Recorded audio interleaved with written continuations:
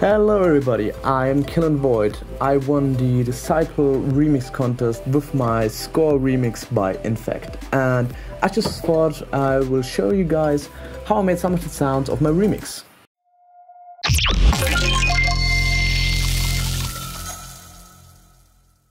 So, for those who haven't heard the remix yet, it's basically starting with a conversation with me and my friend in this arcade, which Infect established in his original track, and we are talking about playing a game. And yeah, then I started to play this game, and I'm getting to level 1, and which is basically the drop number 1. And yeah, let's just have a listen what I'm going to break down for you right now. Round 1.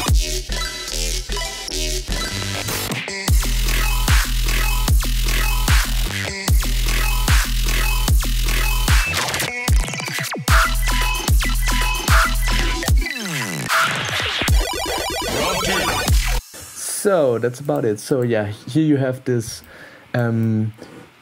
motive, you could say, that's coming back and back and is announcing the next round of this game.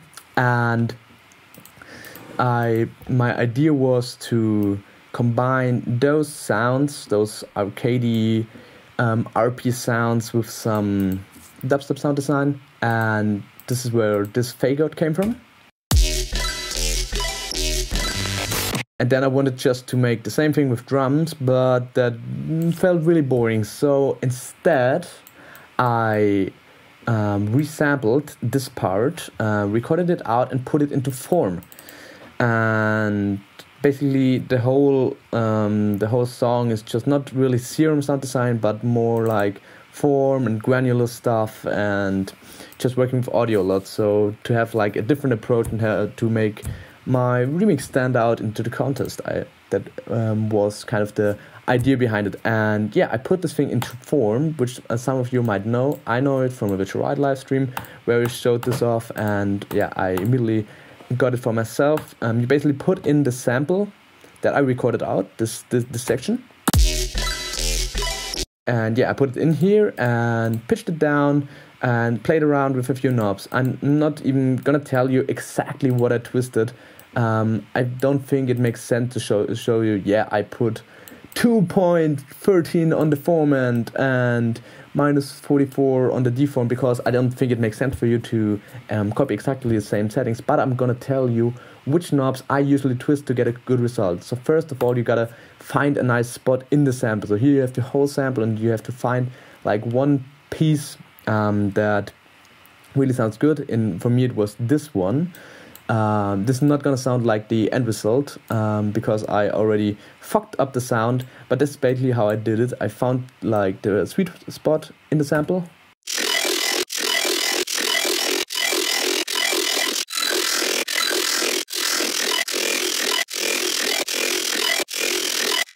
And then I played around with things like form and deform and shaper.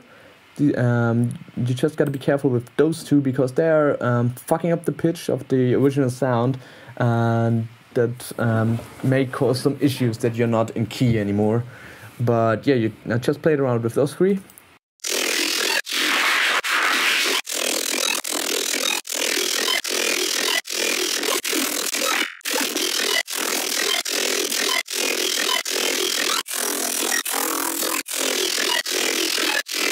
Doesn't sound so well, but that's basically how it works. You really just do this all the time, and suddenly you get those sweet spots, and they sound really nice. I have a little post-processing. Yeah. This is my void rack. Within this void rack I got my dank rack, which just has some distortion in it and 3 OTTs that I can dial in with just these 2 knobs. A stereo rack that's not really doing anything, a EQ that's just using CPU, and then I got a little saturator and a echo, which can be used as a chorus if you use the right settings. I can link you a video to that. The echo also has a distortion knob, which is pretty cool, so you really got to check out what else the echo can do, because it can do some really dope stuff. And yeah, I also had some EQing, And then I rendered it out, got a few nice sounds, and yeah, and then I got to this sound. So let's just put off the effects here.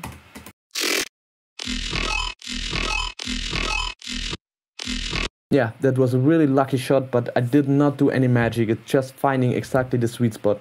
And yeah, I added a few effects. So let me just turn on one after the other. So first off, the reverb, which is just adding some space in the end, so it's not fucking up the whole sound, but always in the end this reverb is coming in. Next up we have a delay that's not really doing anything, but taking CPU, I guess.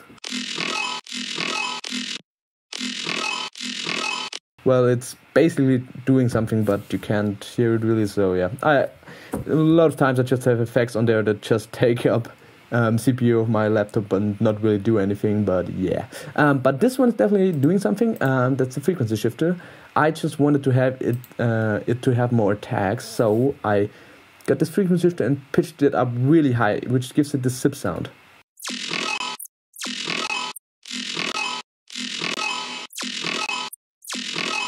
Yeah, and last but not least, we got this white noise knob. So you might notice that it isn't really that bright, and you can also see here that it has not a lot highs. So I added this white noise knob, which is a rag from me, and adding some crisp in the top, and yeah, you can also do that with texture. That's a third-party VST, but that's basically texture, just the discount version of it, my discount version. So it's basically a lot of erosion, which just basically makes this just one big pile of white noise. Which is, but this is in the same rhythm as the original sound, which is pretty cool. And yeah, I'm dialing it in, and yeah, that's giving it some top end. So we move on. We just have some glitch fills in there. Might do another video on that, and the vocal, which added a lot of character, I think.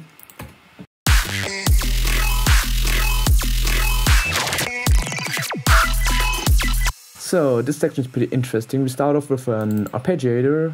I think basically the same starting point as those arpeggios before every drop that announced the next round. But just playing with the settings here. Yeah, it sounds really cool and watery. A little overdrive, a little resonator. My personal filter. I basically did a lot of EQ shapes and then mapped them, and yeah, made my own filter with that, which is pretty fun. I might break that down in the future. Yeah, my void rag again, just giving it a lot of OTT. Then my add 12 and add 7 rag. I admit it, I fucking love rags. Which is basically adding a 12 and a 7th tone.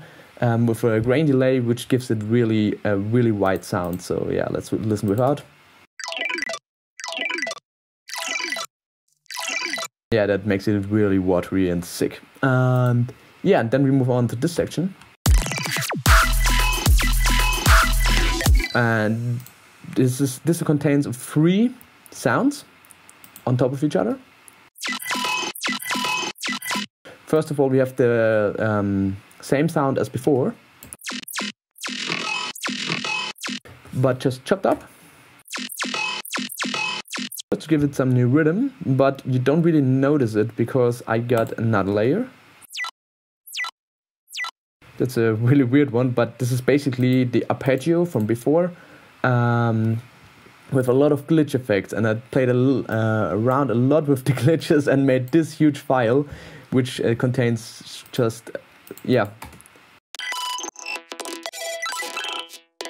I love making glitch files like that, which you can use all over the drop. And yeah, then I just picked the length of the sound I wanted to have, and then I switched through this file, and then you can just go.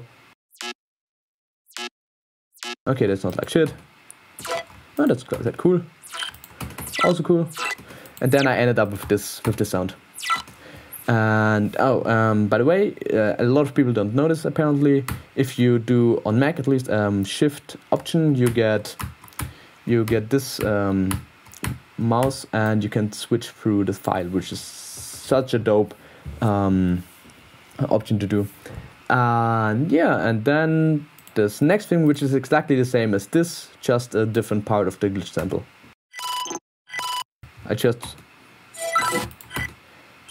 And I can easily just go through this and make a variation of it, and that's just super sick.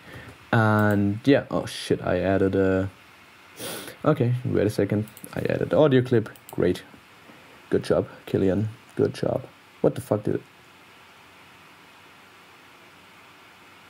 Okay, it's gone. So we go back. That's what I want to do. Yeah. Back. Oh, okay. Yeah. Here we go. And yeah, and on their own, they sound like shit. But together, it's creating a really complex and really cool sound, I think. Yeah, and that's basically it for the drop.